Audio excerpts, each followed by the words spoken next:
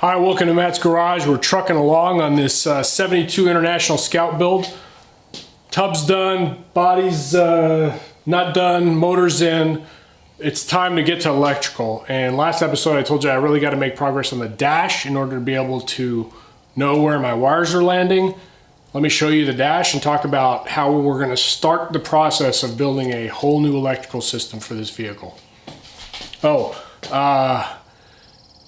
Some of you mentioned that I'm tired looking.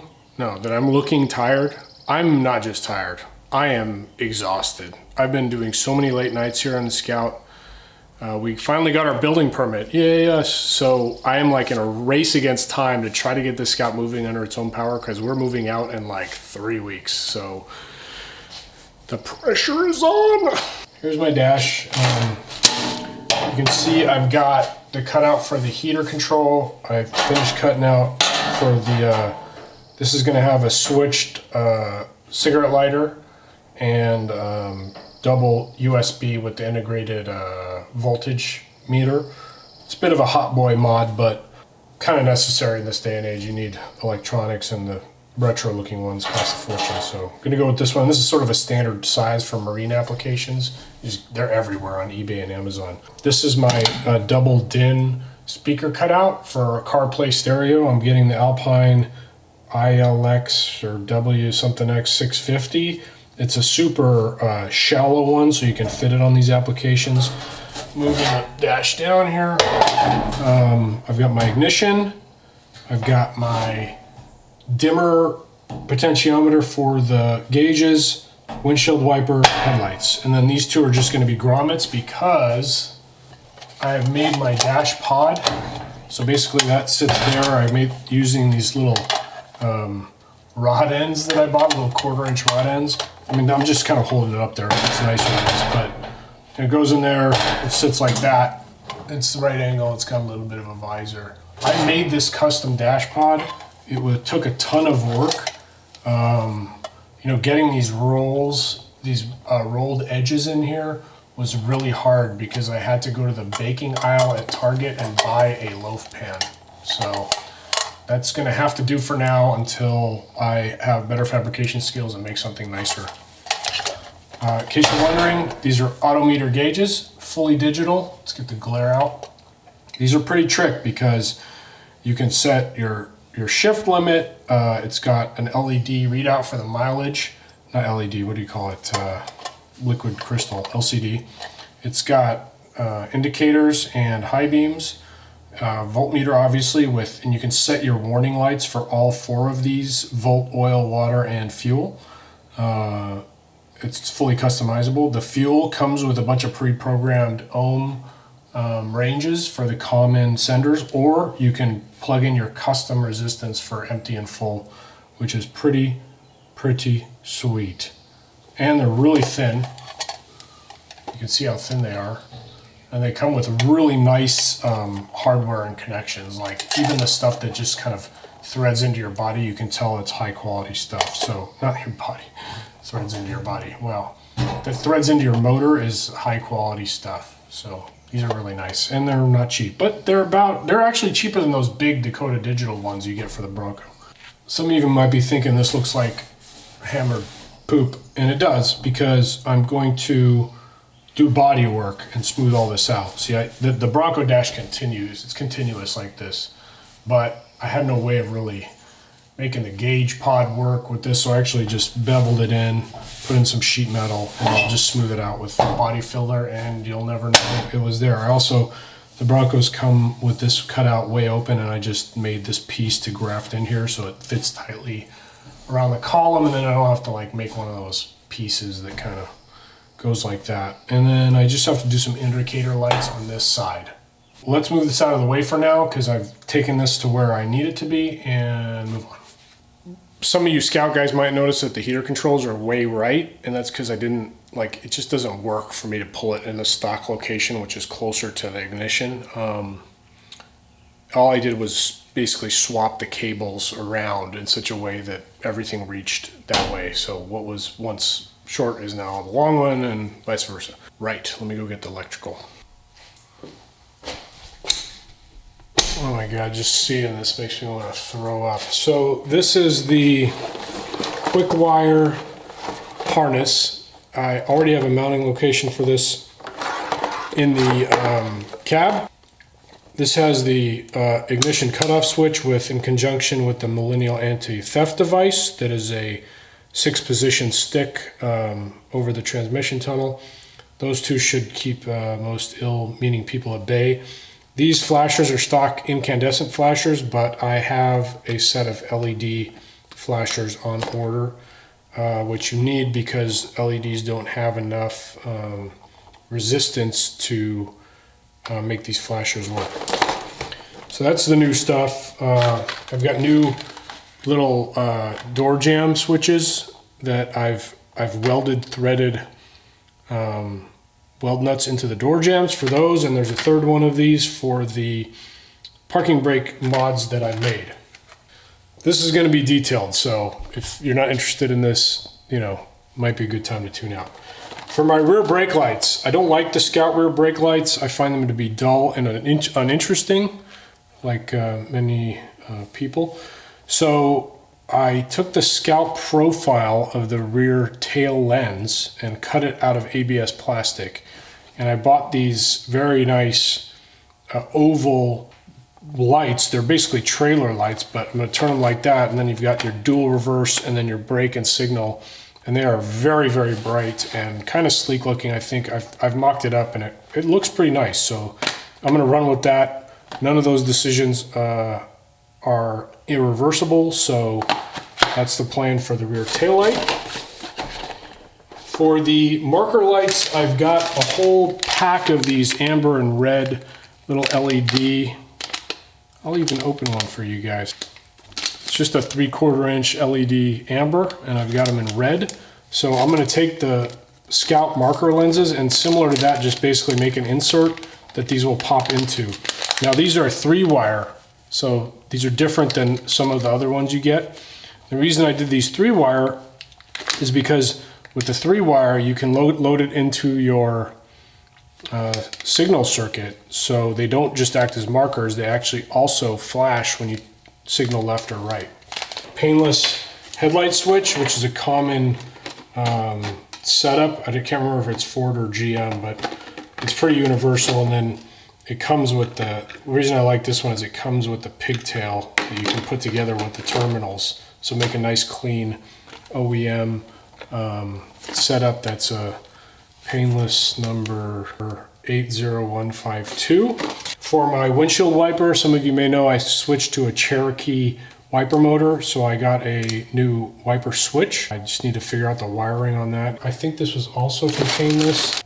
Yeah, part number 80173. These are LED indicator lights. They're pretty nice, multiple colors. I can't actually use all of these. I'll explain why. Not enough resistance. So there's 2 circuits that need resistance. One is, in the case of my fuel injection, it comes with a check engine light. And that light needs resistance, otherwise it kind of glows. And that's because Norm at Affordable Fuel Injection is still working through that part of the process. But if I use an incandescent indicator light, then it'll provide enough resistance. So I ordered some classic incandescent lights that are kind of like this, like a little chrome bullet shape.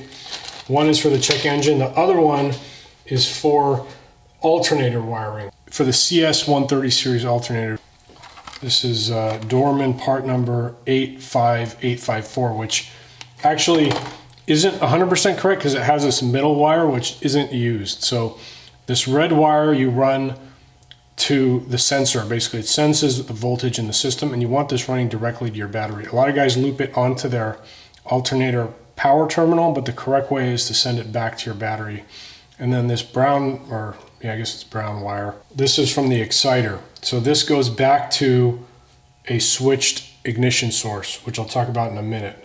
The switch, before it goes to switch ignition source, you can put it, 2 things have to happen. Either you put a resistor in line, or you put an incandescent light in line. And what that does is, when the alternator is sending power, it sends like 12 volts this way, and your switch ignition source is sending 12 volts this way. And as long as they're balanced, that light stays off. But if your if your electrical system isn't charging, then more electricity will go this way and that light will turn on telling you you have a problem with your charging system.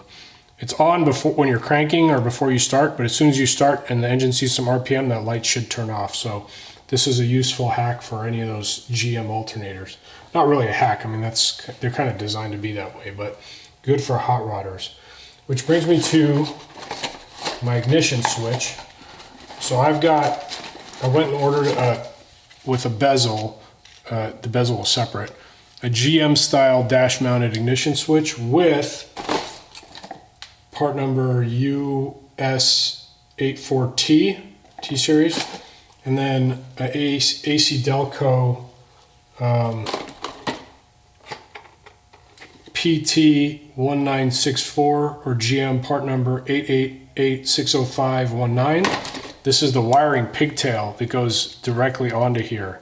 So you get a super clean factory install without having a bunch of exposed terminals. I got two reds. You got accessory ignition. This is hot in start and run. And then this goes to your starter exciter. So for this exciter wire, sometimes guys run it to hot or, sorry, not hot. Oh yeah, that's what the green is. It's basically start. Sorry, it's run. In run, you don't want, I've heard that if you attach these together, run and the exciter wire, the alternator can push voltage back through and keep your car running when you turn your key off. So instead of doing that, I'm going to run it off of the accessory wire, which will prevent that from happening. These are my dome lights, LED. Made custom brackets to mount those.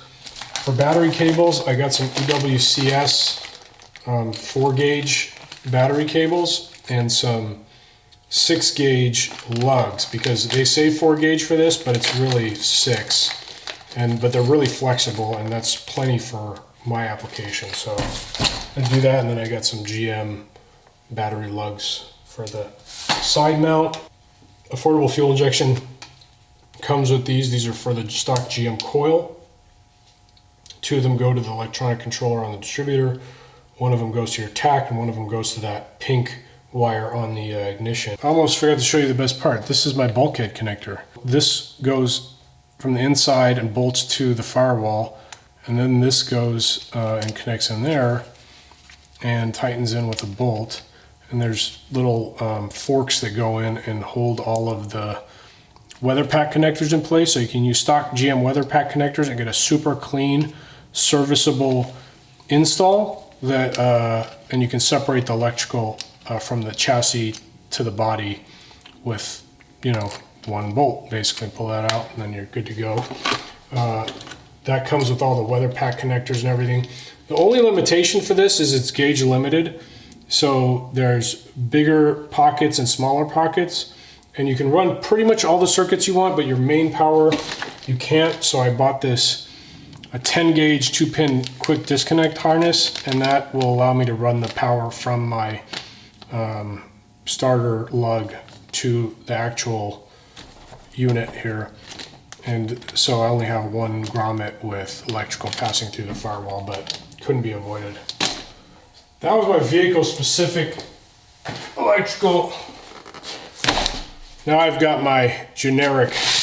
I'm not trying to scare you guys, but when you do electrical from scratch, it does take some work. I've got a whole set of cheapo relays. These are great. You can basically make a rudimentary computer by using the different open close functions on these, or just use them as a relay as intended. I got very high quality GXL or TXL, I think is the acronyms, but these are not the auto parts store wires. These are much nicer, they're much more flexible, and they're stranded, like multi-strand. Rally computer, inline fuse, just, this stuff comes in handy. In addition to that stuff, you gotta be able to connect all this. A couple ways I do it. One is with old soldering iron. Not old, a reasonably new soldering iron, but this is a Weller. It's pretty high quality. Heat gun for the heat shrink tubing. These are the cheapo rubber insulated clamps from Harbor Freight. I don't like using these because the hole isn't 1/4 inch. I've ordered a whole bunch of 1/4-inch hold isolators, and I got 1 inch, 3/16 inch, big ones, small ones. So these will help keep the wiring nice and tidy. This is a not cheap, made in the USA, specialty crimping tool for weather pack connectors. But basically you take the right size connector, you put it in there, you put the boot on the wire, you know, depending on the color. You put the boot on the wire, then you put it in here, and you can only go like if you go, it doesn't open, see? But when you put the right amount of pressure where the crimp is perfect, it opens back up. So that's very handy. Did I cover everything? Yeah, covered everything. Let's blow some thread. One of the first things I'm going to do, normally I do my electrical system sort of starting at the fuse block, work my way forward and back from there. Like I do my column group. Let's take the Dutchness out of this angle here. Boop. That's better. Normally I do my column group and then my motor group and then go back to my rear signal marker group. But in my case, as with everything on Matt's Garage, it's very custom, it's very different. And I have 3 sets of LED dome lights on the cage.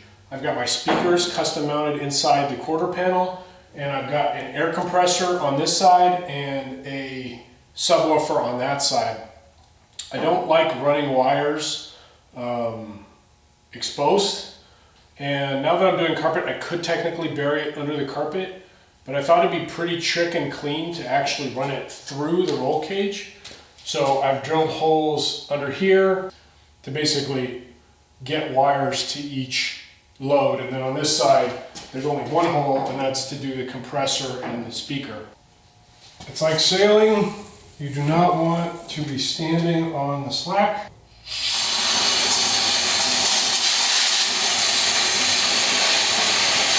So the thread didn't work, but the welding wire did. All I did was sort of bend a hook so it was shaped like a triangle at the end. Took a couple tries, but let me show you. You can see I've got wire dangling here, here, at all of the points there, and then you got one down there, compressor sits there. One thing I didn't consider, most of the circuits running through the cage are low voltage, like the sub doesn't have a ton of voltage, the speaker wires, the LED lights for the dome lights, but the air compressor actually has a fair amount of voltage. So given the length, which is about 17 feet, I'm gonna need a thicker gauge wire, like a 10 gauge. I just went on wirebarn.com, bought 50 feet of 10 gauge red wire. The more you buy, the better the deal, and honestly, who can't use 10 gauge red wire? So, and plus I'm a little worried given the thickness of the wire and how much like weld stuff is inside the frame. I want just a little extra in case I nick the sheathing. I'm gonna be really careful when I'm fishing it through, but you never know. I may wrap the wire in like electrical tape. The only problem is it makes it pretty rigid, but it'll give it that extra layer of protection as it's traveling through the cage. That's the left side is compressor and speaker wires. I can do the right side and the dome light wires though, so I'm gonna just think with my brain, start running wires. But that's where I'm gonna leave you right now. We covered a lot today, and the video is getting long. So I showed you all the stuff I have to do the electrical, and I showed you how to run wiring through a roll cage using welding wire, and that's 0.030 welding wire, which is thick enough to actually have some structure when you're pushing, but it's not 0.35 where it's too rigid almost to make the bends and stuff. So the 0.30 is like perfect for that. Yeah? See you next time on Matt's Garage.